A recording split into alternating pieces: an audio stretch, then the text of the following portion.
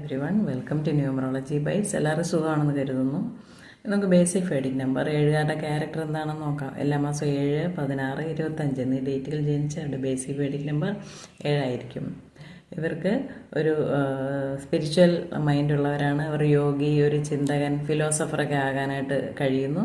അതുപോലെ പലരും കവി, ഒരു ആർട്ടിസ്റ്റ്, പെയിൻറ്ററൊക്കെ ആയിട്ട് പ്രശസ്തിയിലോട്ട് പോകുന്നതായിട്ടും കാണാം. ഇവർക്ക് മോറൽസ്, വാല്യൂസൊക്കെ ഉള്ള ആൾക്കാരാണ് പലരും. സ്ത്രീകളിൽ പലർക്കും ലൈഫിനെ കുറിച്ച് എപ്പോഴും ആകാംക്ഷ ഉണ്ടായിരിക്കും. മിക്കവാറും പേർക്ക് നല്ലൊരു ലൈഫ് പാർട്ട്ണറെ തന്നെ ലഭിക്കുന്നതായിട്ട് കാണാം. അവർക്ക് കയ്യിൽ കുറേ പൈസ വരുമ്പോൾ ചാരിറ്റി പ്രവർത്തനങ്ങളൊക്കെ ചെയ്യാൻ ഇഷ്ടപ്പെടുന്നവരാണ്. ലൈഫിനെ കുറിച്ച് എപ്പോഴും ഒരു ഇൻഡ്യൂഷൻ ലഭിക്കുന്നതാണ്. പല മനുഷ്യരെ ഇവർക്ക് മനസ്സിലാക്കാനും ഒക്കെ കഴിയുന്ന ആൾക്കാരാണിവർ. നിഗൂഢമായിട്ടുള്ള കാര്യങ്ങളെല്ലാം ഇവർക്ക് പെട്ടെന്ന് മനസ്സിലാകാനുള്ള കഴിവുണ്ട്. റിലീജിയനെ കുറിച്ച് ഇവർക്ക് പാരമ്പര്യമായിട്ടുള്ള ഒരു സങ്കല്പമൊന്നുമില്ല, അല്ലെങ്കിൽ അങ്ങനെയുള്ള രീതികളോട് ഇവർക്ക് വലിയ താല്പര്യമില്ല. ഇവരുടേതായ രീതിയിലൊരു നിഗൂഢമായിട്ടുള്ള റിലീജിയൻ നിർമ്മിച്ചെടുക്കാൻ ഇവർക്ക് കഴിയുന്നതാണ്. അതുപോലെ തന്നെ ഒരു മാഗ്നറ്റിക് പേഴ്സണാലിറ്റി ഉള്ളവരാണ്.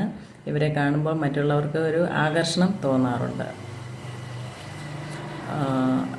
അപ്പോൾ നിങ്ങൾക്ക് ഈ വീഡിയോ ഇഷ്ടപ്പെട്ടെന്ന് കരുതുന്നു. മറ്റൊരു വീഡിയോ ആയിട്ട് നമുക്ക് ഉടനെ കാണാം. Thank you.